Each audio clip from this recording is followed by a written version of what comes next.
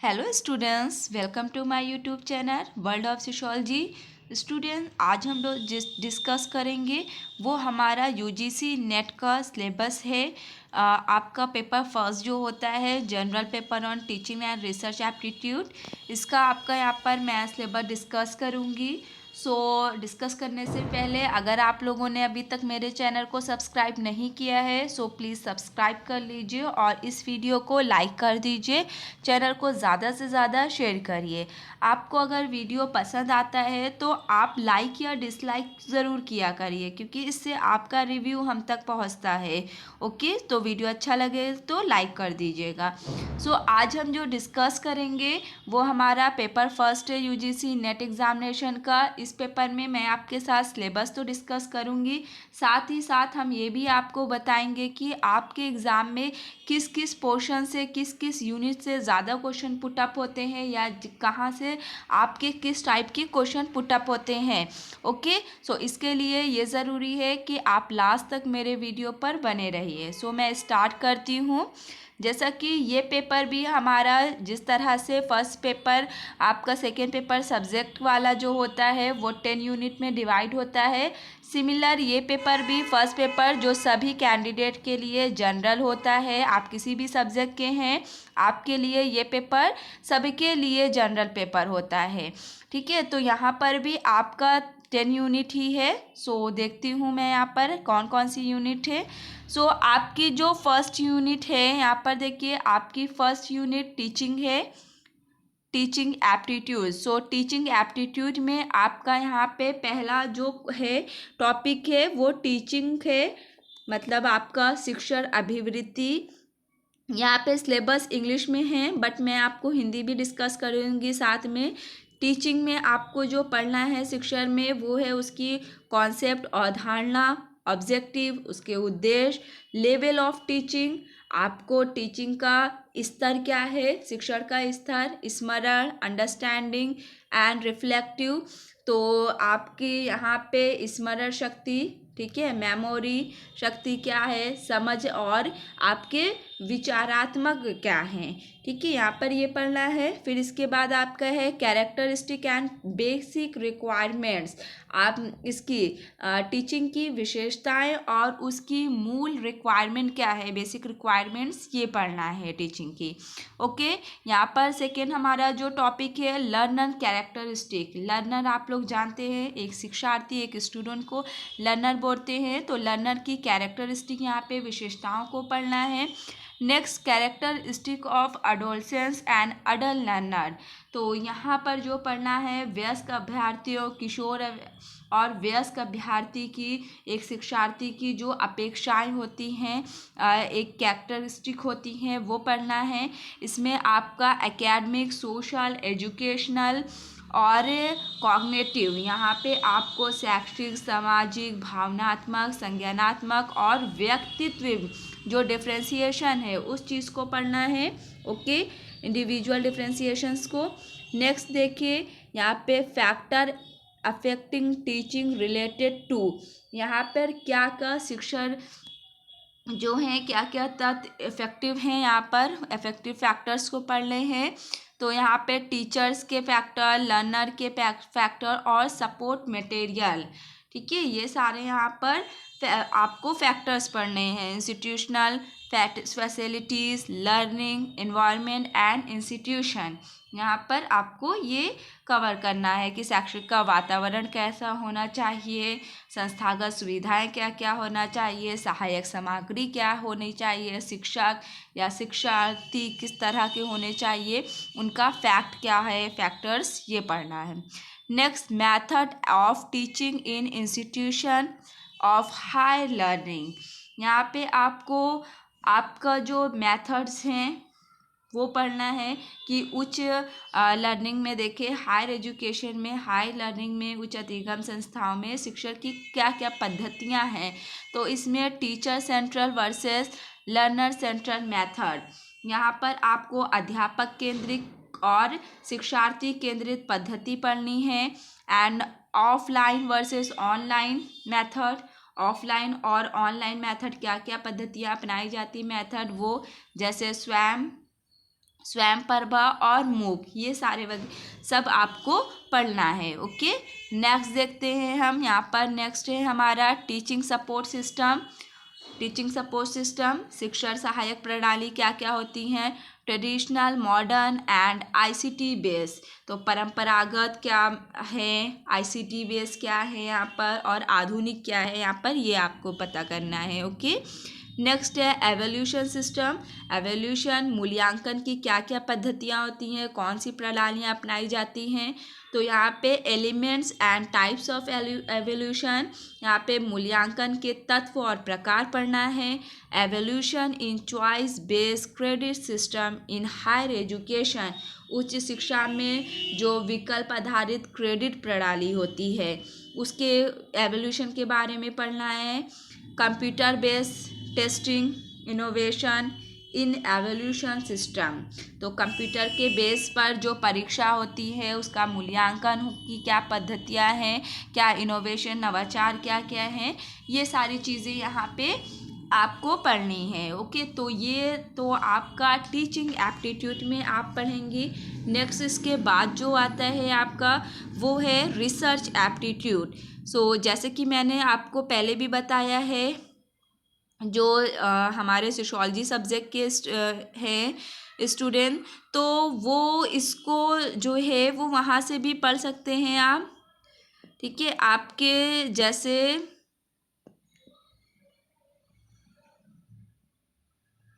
जो रिसर्च का पोर्शन आ रहा है। ओके, जैसे कि आपके सेकेंड पेपर में सब्जेक्ट में भी रिसर्च का पोर्शन है, रिसर्च एप्टीट्यूड शोध आपका है ना, शोध वाला, तो वहाँ से भी आपका ये कवर हो जाएगा ऑलमोस्ट। तो आप लोग अपने हिसाब से, क्योंकि यहाँ पे उसकी कम चीज़ें दी हुई है, वहाँ पे आपको ब्रॉड में थोड़ा पढ़ना पड़ता है, तो इस तरह से यहाँ पे थोड़ा मतलब अलग हो जाता है ये चीज़ें, वहाँ से भी आप कवर कर सकते हैं। तो यहाँ पर हम देखते हैं हमारी यूनिट सेकेंड है रिसर्च एप्टीट्यूड, शोध अभिवृत्ति। इसमें आपको जो पढ़ना है वो है research meaning, type and characteristic. तो रिसर्च का अर्थ पढ़ना है, प्रकार और विशेषताएं। Positivism and post positivism approach to research, प्रत्यक्षवाद और उत्तर प्रत्यक्षवाद शोध के जो अप्रोच है, उपागम है, उसको लर्न करना है यहाँ पर आपको। नेक्स्ट मेथड ऑफ रिसर्च, आपके शोध की क्या क्या पद्धतियाँ हैं इसको पढ़ना है, जैसे एक्सपेरिमेंटल प्रयोगात्मक पद्धति, डिस्क्रिप्टिव विवरणात्मक पद्धति, हिस्टोरिकल पद्धति ऐतिहासिक पद्धति, क्वालिटेटिव एंड क्वांटिटेटिव मेथड गुणात्मक और गणनात्मक पद्धति। नेक्स्ट आपको स्टेप ऑफ रिसर्च पढ़ने हैं, शोध के चरण क्या क्या होंगे ये पढ़ना है। नेक्स्ट है थीसिस एंड आर्टिकल राइटिंग, तो आपके शोध प्रबंध और आलेख लेखन जो होता है, आर्टिकल राइटिंग, वो कैसी होना चाहिए। Format and style of referencing पढ़नी है, जो संदर्भ ग्रंथ सूची होती है उसकी फॉर्मेट और स्टाइल, वहाँ पर इस चीज़ को जानना है। और application of ICT in research, तो रिसर्च में आईसीटी का क्या प्रयोग होता है, ठीक है, उसके अनुप्रयोग को जानना है। नेक्स्ट रिसर्च इथिक्स, शोध में की नैतिकता को पढ़ना है आपको। तो रिसर्च में आपको इतने टॉपिक्स कवर करने हैं। ओके, नेक्स्ट आपकी जो यूनिट है वो आपकी थर्ड यूनिट कॉम्प्रिहेंशन है। आप ये जानते हैं कॉम्प्रिहेंशन में आपका बोध आता है, जो गद्यांश पैसेज आता है। A passage of text be given, question be ask from the passage to be answered, तो पैसेज पढ़ के आपको वहाँ पे उसके आंसर देने होते हैं। तो थर्ड यूनिट कॉम्प्रिहेंशन आता है। कॉम्प्रिहेंशन से आपका जो है पैराग्राफ वाला जो कुछ पैसेज वाला आ रहा है, वो 2 पैसेजेस आ रहे हैं वैसे एग्ज़ाम में अब। ओके, नेक्स्ट देखिए फोर्थ यूनिट है। अभी मैं आगे बताऊंगी आप लोगों को किससे आप लोग ज़्यादा फोकस करें, क्या क्या पढ़ें। तो कम्युनिकेशन है आपका, संप्रेषण, इसमें आपको क्या पढ़ना है, communication meaning, types and characteristic of communication, communication के अर्थ, प्रकार और विशेषताओं को पढ़ना है। नेक्स्ट इफेक्टिव कम्युनिकेशन, प्रभावी संप्रेषण, वर्बल एंड नॉन वर्बल, आपका वाचिक और गैर वाचिक जो होता है वो पढ़ना है। फिर इंटरकल्चरल एंड ग्रुप कम्युनिकेशन, अंतर सांस्कृतिक और सामूहिक संप्रेषण, क्लासरूम कम्युनिकेशन, कक्षा संप्रेषण क्या होता है उसको जानेंगे।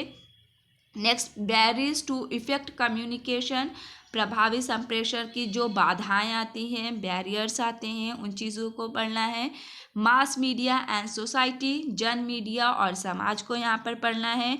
तो ये आपके कम्युनिकेशन के पार्ट हो गया। नेक्स्ट यूनिट है आपकी यूनिट फिफ्थ। यूनिट फिफ्थ आपकी मैथमेटिकल रीजनिंग एंड एप्टीट्यूड है। आपको मैथमेटिक और रीजनिंग के बेस पर यहाँ पे चीज़ों को पढ़ना है, जैसे टाइप्स ऑफ रीजनिंग, रीजनिंग के प्रकार कितने होते हैं, नंबर सीरीज, संख्या श्रेणी, लेटर सीरीज, अक्षर की श्रृंखला जो आती है, कोट्स एंड रिलेशनशिप, कूट और संबंध के जो क्वेश्चंस आते हैं वो यहाँ पे आप पढ़ेंगे। Next, mathematical aptitude. अब मैथमेटिकल एप्टीट्यूड में आपको क्या पढ़ना है, फ्रैक्शन, टाइम एंड डिस्टेंस, अंश, समय, दूरी, रेशियो, अनुपात निकालना। यहाँ पे आपको proportion and percentage, profit and loss पढ़ना है, इंटरेस्ट एंड डिस्काउंटिंग पढ़ना है, और एवरेज। ये सारी चीज़ें आपको ब्याज और जो आपका क्या होता है, औसत निकालना, लाभ हानि निकालना, ये सारी चीज़ें आपको मैथमेटिकल एप्टीट्यूड में पढ़नी है।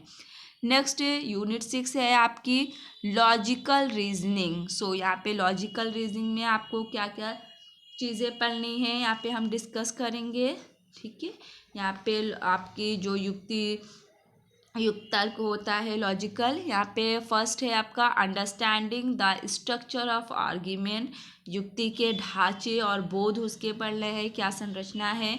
Arguments from structure of categories, proposition, mood and figure, आपका निरूपतिक जो तर्कवाद का ढांचा है वो पढ़ना है। अवस्था, मूड और फिगर, अवस्था और आकृति, फॉर्मल एंड इनफॉर्मल, फैलेसीज यहाँ पर पढ़नी है। युक्ति दोष, आपका अनौपचारिक और औपचारिक, यूज ऑफ लैंग्वेज, भाषा का प्रयोग, कनोटेशन एंड डिनोटेशंस ऑफ टर्म्स यहाँ पर पढ़ना है। शब्दों का लक्ष्यार्थ और वास्तव, क्लासिकल स्क्वायर ऑफ अपोजिशन, यहाँ पे विरोध का परंपरागत वर्ग पढ़ना है।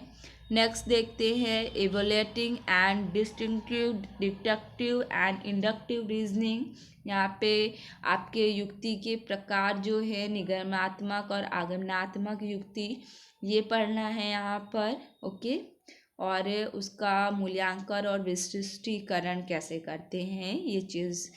फिर उसके बाद एनालॉग्स, ठीक है, एनालॉगीज, यहाँ पे अनुरूपताएं जो होती हैं, एनालॉगीज वो पढ़ना है। इसके बाद वेन डायग्राम, आपका वेन डायग्राम क्या है, simple and multiple use of establishing validity of arguments, तर्क की वैधता सुनिश्चित करने के लिए वेन जो डायग्राम है उसका सरल और बहुप्रयोग, ये चीज़ यहाँ पे जानना है।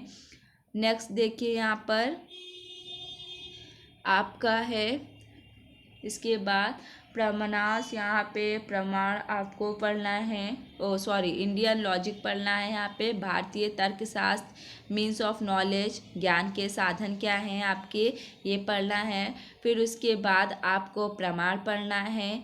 इसमें आपको प्रमाण में अगर हम देखें, प्रत्यक्ष, परसेप्शन यहाँ पर पढ़ना है, प्रत्यक्ष, अनुमान, इन्फ्रेंशन, उपमाना, ठीक है, उपमान आपको पढ़ना है। फिर कंप्रेशन, फिर शब्द, वर्बल टेस्टिमनी, फिर इसके बाद अर्थपत्ति, इम्प्लीकेशन और अनुपलब्धि, ठीक है, अनुपलब्धि में नॉन अप्रिसिएशन इसको बोलते हैं।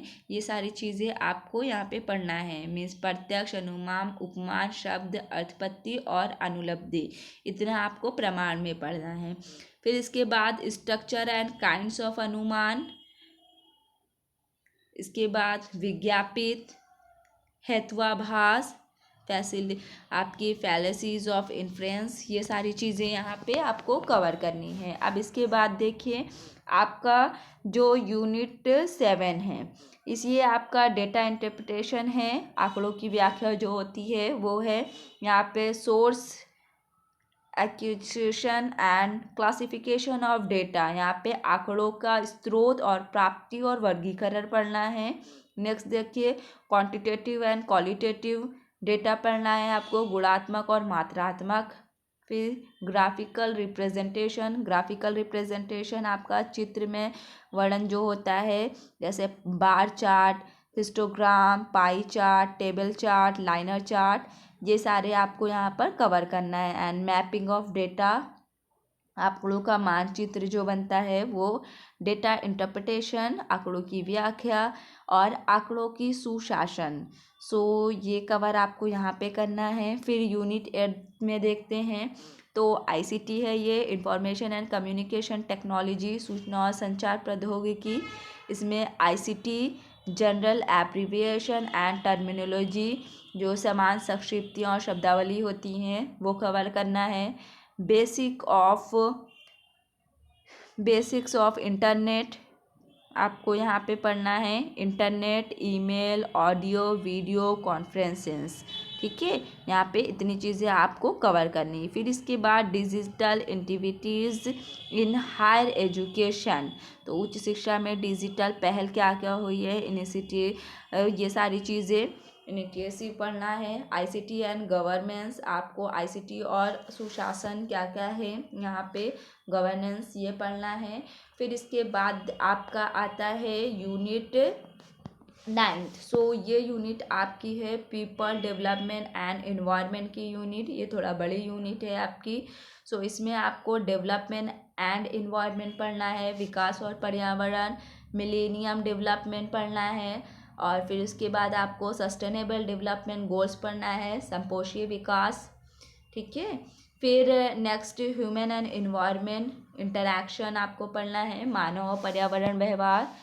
इसमें आपको anthropogenic activities and their impact of environment, निर्जातीय क्रियाकलाप और पर्यावरण पर उसके प्रभाव को जानना है। नेक्स्ट इन्वायरमेंटल इश्यूज़, ओके, पर्यावरण के क्या क्या मुद्दे हैं, जैसे local, regional, global, air pollution, water pollution, soil pollution, noise pollution, water, solid, liquid, biomedical hazards and electronic, ये सारी चीज़ें।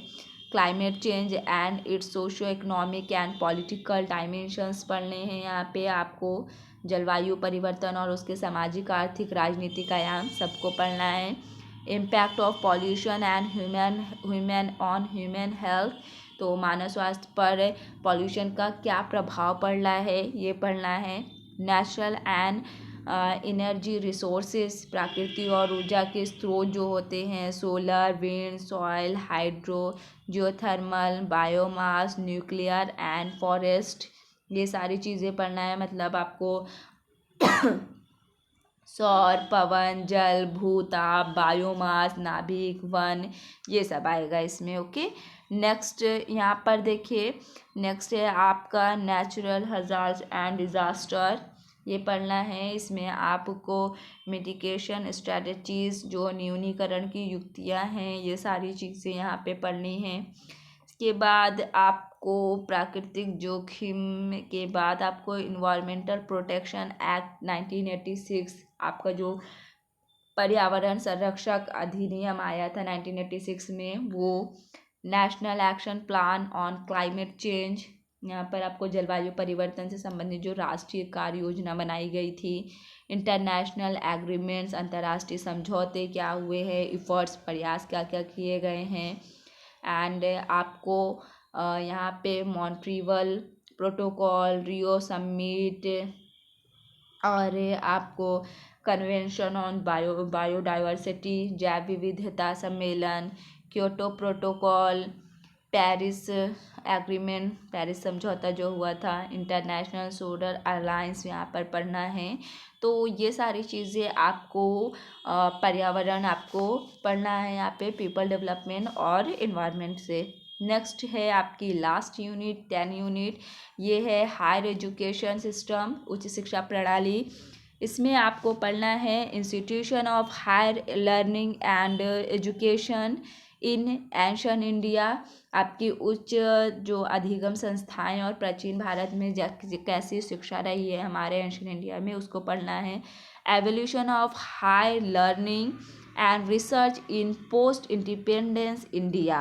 स्वतंत्रता के बाद जो इंडिया में हायर लर्निंग की जो और शोध का क्या कैसे उद्भव हुआ, एवोल्यूशन, ये सारी चीज़ें आपको यहाँ पे पढ़नी है। फिर oriental, conventional and non conventional learning program in India. Bharat में आपके जो कन्वेंशनल और नॉन कन्वेंशनल मतलब पारंपरिक, गैर पारंपरिक अधिगम कार्यक्रम जो भी हुए हैं वो सारी चीज़ें पढ़नी है। फिर आपको प्रोफेशनल मीन्स व्यावसायिक, technical and skill based education, तकनीकी कौशल आधारित शिक्षा जो होती है वो पढ़ना है। नेक्स्ट वैल्यू एजुकेशन, मूल्य शिक्षा और इन्वायरमेंटल एजुकेशन, पर्यावरणीय शिक्षा जो होती है वो। पॉलिसीज़, गवर्नेंस एंड एडमिनिस्ट्रेशन, तो नीतियाँ, सुशासन, राजनीति आपका और प्रशासन क्या है, ये सारी चीज़ें यहाँ पर पढ़ना है। सो स्टूडेंट यहाँ पर देखिए आपके जो 10 यूनिट्स हैं, सो इन 10 यूनिट्स में से आपके वैसे तो हर यूनिट से ही क्वेश्चन पुटअप किए जाते हैं, बट अगर हम देखें मेन फोकस आपका जो रहता है, आपने भी ये चीज़ ऑब्जर्व किया होगा, आप अभी क्वेश्चन लगाएंगे तो आप वहाँ पे ये चीज़ रियलाइज़ करेंगे। टीचिंग एप्टीट्यूड से आपके ज़्यादा क्वेश्चन आते हैं एंड नाउ देन आपके रिसर्च एप्टीट्यूड से भी काफ़ी क्वेश्चन आते हैं। तो टीचिंग और रिसर्च इसका मेन पार्ट अगर हम देखें तो है, यहाँ से क्वेश्चन पुटअप होते हैं। पैराग्राफ से तो आपके 2 पैराग्राफ, जैसे कि अभी मैंने बताया कि अभी आप इधर साइड के जितने भी पेपर देखेंगे अभी जो हाल में हुए हैं तो उसमें 1-2 सालों के, उसमें आपको 2 पैराग्राफ करने के मिल रहे हैं। तो ऐसे अगर देखते हैं तो 10 क्वेश्चन पैराग्राफ के हो गए, एक पैराग्राफ में 5, एक पैराग्राफ में 5 होते हैं, या 4 हुए तो 8 आपके। तो ऐसे 10 क्वेश्चन पैराग्राफ से ही आपके पुटअप हो रहे हैं।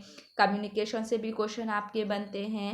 एंड अगर हम रीजनिंग में देखें, मैथमेटिकल रीजनिंग, तो मैथमेटिक्स से भी अगर हम देखें तो प्रॉफिट लॉस है, जैसे परसेंटेज है, रेशियो है, ठीक है, ये इन चीज़ों से आपका एवरेज है, इन चीज़ों से क्वेश्चन बन रहे हैं।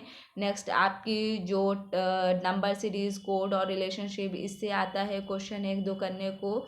इसके अलावा अगर देखिए लॉजिकल रीजनिंग में, तो लॉजिकल रीजनिंग से भी आपके क्वेश्चन बन रहे हैं। वैसे अभी वेन डायग्राम वगैरह से क्वेश्चन नहीं आ रहे हैं, बट 1-2 क्वेश्चन ही रहते हैं, इससे ज़्यादा क्वेश्चन नहीं दिए जा रहे हैं।